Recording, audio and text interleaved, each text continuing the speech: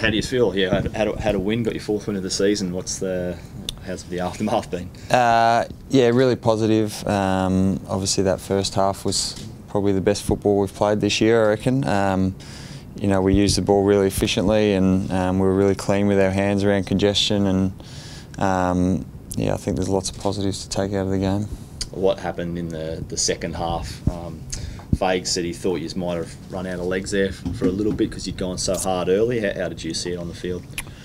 I think it was more, we just couldn't control the ball. We couldn't get our hands on the ball at the start of that 3rd quarter, and I mean, Carlton were always going to come out and try and beat us up a little bit in that second half, because you know, they're a young developing side as well who play with a lot of pride. So you know, they had their chance in that 3rd quarter, and they were able to pile on 4 or 5 goals, and then even in the start of the last quarter they kicked a couple, and to be honest, I saw it as a real positive that, you know, they were able to get back to within 12 points, and then we were able to wrestle the game back a little bit. So probably if you look back to earlier in the year, games like Essendon and St Kilda, and probably even the Bulldogs, where we've been close in the 4th quarters and then been run over. I thought yesterday was, you know, a real positive step for us, and yeah, I think we're really coming along well as a group.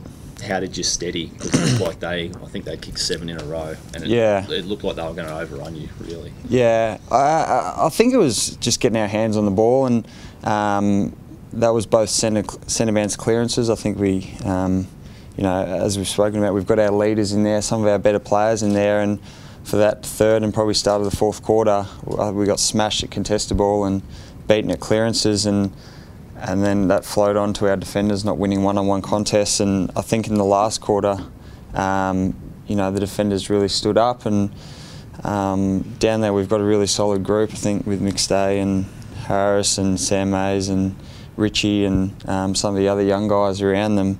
There's a real core down there that you can really build a side around, and yeah, I think they were really good in that last quarter. Now, your leaders were down against Richmond. Yeah. But they were all up yesterday. Did you guys chat during the week, or what was the big turnaround that as a collective you all sort of lifted yesterday? Yeah, I think for a lot of us it was just pride in our own performance. Obviously, speaking for myself, I've been pretty poor the last couple of weeks, so I was obviously keen to play well for the team, because it was, you know, it was a real opportunity for us yesterday to get a win, and we ended up doing it. And I was really pleased that Dane Beams was able to kick goals again, because I think if you remember when he's playing his best footy, he's that 30 possession and 2 goal sort of player, and if you've got him and Zorks doing that, it's a pretty lethal sort of combination. So you know, that was really good to see. A lot of talk after the game, during the game and after, about Tom Rockliff's job yesterday. Probably something we haven't seen very often in his career, having to go to an opposition midfielder and try and negate him. How did, I mean, Fags gave credit to Danny Murray, but how did that sort of come about, and how did you see his role yesterday? Yeah, I think we spoke about that the last time Rocky's done that is probably maybe 2 or 3 years ago. He played on Sam Mitchell, but I think similar to us other leaders, Rocky had been quiet for a couple of weeks, and it was seen as a way for him to sort of get himself back into a bit of form. And as Fags spoke about, Rocky didn't get a lot of the ball, but what he did was negate Gibbs's influence on the game, and yeah, I think that's real credit to Rocky that he was able to do that. And he's had a really, really good year, Rocky, and he's very well liked and well respected around the club. So credit to him for what he did yesterday. Do you get the feeling he's going to stay on? I hope so. I can't comment for him, but I certainly hope so. Yeah, he's one of my close mates, and I know he's certainly enjoying his time under Fags and David Noble, and same as all of us leaders, we're seeing real positives in lots of the young guys, and I really think the club's in the best shape it's been in for 4 or 5 years now. So, you know, I don't see why he would probably leave. And a lot of that good shape, I suppose, that the club's in is due to the young guys. Are you surprised how quickly they're contributing to your wins? They're not just sort of getting spots because they're first and second young guys, they're really contributing.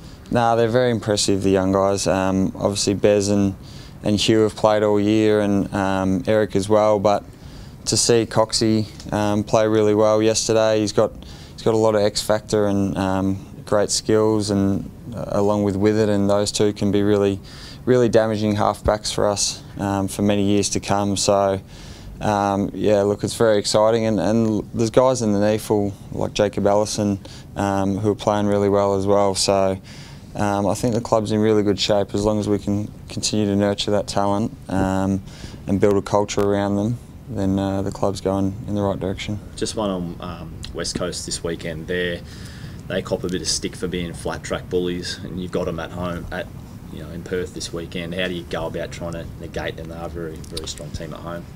Yeah, they are, and probably where we've struggled this year is against some of those bigger body, more experienced sides. So that's a real opportunity for us. And yeah, look, West Coast are a really strong side, and unfortunately they've had some sort of bit of an up and down season, but they're certainly going to be looking at finals, and so this weekend's probably a game that they're maybe penciling in. So if we can play with the same attitude that we did on the weekend, yesterday, move the ball the same way, we feel like we can challenge any side in the competition. And yeah, it's another good experience for our young group to go over to Perth and see what we've got. Just with that, you guys burst out of the blocks at the start of the game. Where did that intensity come from? Look, it was probably led by, to be honest, it was probably led by Dane Zorko. They probably targeted him at that first bounce, and he really stood up and said, no, I'm not going to cop that, and put it back in their face. And when you see one of your teammates do that, it sort of inspires you. And look, he wasn't the only one. There were plenty of guys who jumped on board, but I think that's the attitude we've got to have. We can't, we're a young developing side, but we can't get pushed around, and I don't think we did that yesterday. How important is it to bring that sort of aggression against West Coast this weekend? Yeah, absolutely, because as I said, they're a more experienced side than us, so no doubt they're going to try and do the same things to us. So we've just got to bring our contested game and I guess stand up for ourselves. And as I said, it's another great opportunity to get going over to Perth as a young group and seeing what we can do. One more, mate. Fake said yesterday that you didn't want to be bullied and pushed around, and so what does it do when you see Zorko, who's probably your shortest player, one of your smallest players, not copping it? Does that actually lift you guys, or how does it make you feel? Because obviously he walked the fine line yesterday and gave away a couple of frees.